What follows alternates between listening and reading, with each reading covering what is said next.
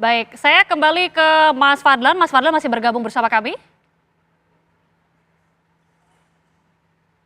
Halo Mas? Masih, Pak. Oke. Mas, ketika tadi Ya, disebutkan juga Basar kemudian kabur, keluar dari Suriah, kemudian kita tahu ada terjadi penjarahan. Mungkin bisa diceritakan juga penjarahan yang waktu itu dilakukan terutama di istana begitu ya. Bagaimana sebenarnya persisnya dan apa saja yang dilakukan dan siapa saja yang melakukan? ya. Untuk penjarahan sendiri berdasarkan informasi yang kami dapatkan ya sejauh ini, itu dilakukan oleh masyarakat sekitar. Kebetulan itu Istana Negara itu berada di tengah pemukiman penduduk.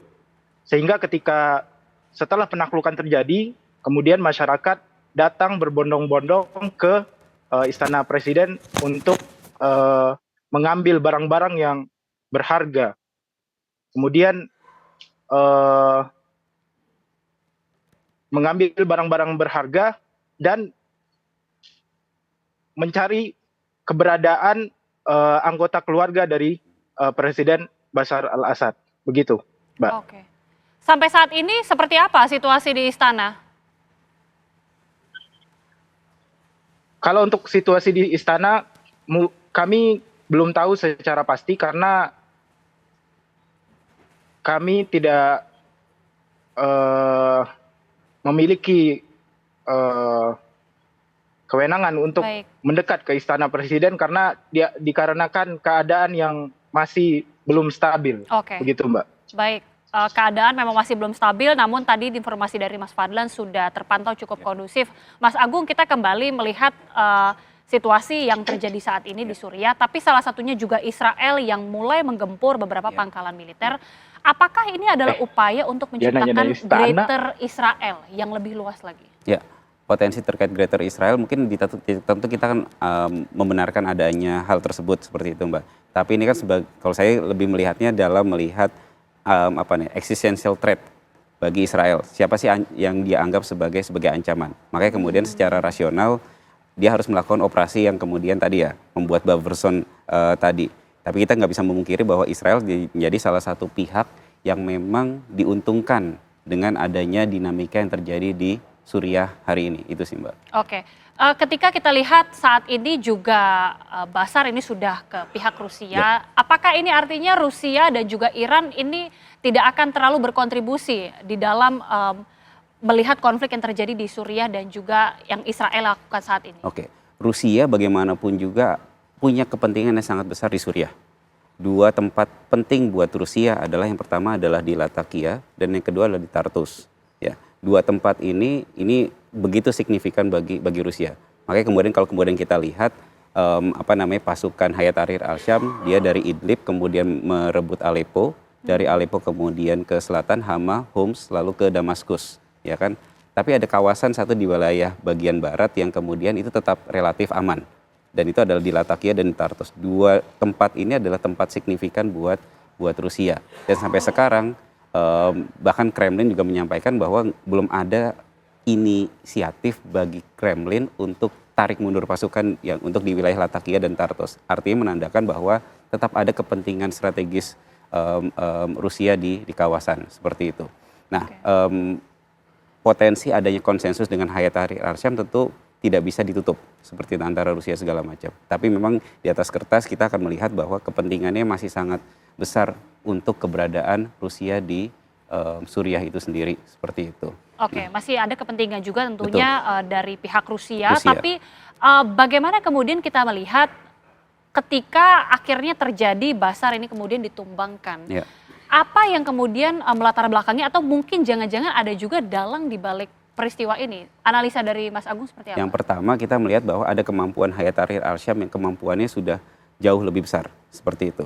Di titik serupa bahwa kita melihat kan namanya Hayat Tahrir al-Syam ini sebenarnya akarnya adalah Al-Qaeda. Ya. Tapi dia sudah keluar dari jalur Al-Qaeda, dia kemudian juga keluar dari Jabhat an-Nusra gitu ya. Artinya dia ingin membahasakan dirinya adalah sebagai satu kelompok yang memang sudah bukan kelompok transnasional lagi. Dia kelompok perlawanan yang kemudian fokus utamanya adalah terbentuknya pemerintahan Islam di Suriah seperti itu, dan fokus utamanya adalah penggulingan terhadap siapa namanya Bashar al-Assad seperti itu. Nah, bahkan apa namanya itu dari sisi Hayat Tahrir al-Syam yang kemudian kemampuannya berkali-kali lipat meningkat seperti itu. Tapi di sisi yang bersamaan kita akan melihat fakta bahwa dari sisi Bashar al-Assad yang saya melihat ada overconfidence dari sisi Bashar al-Assad.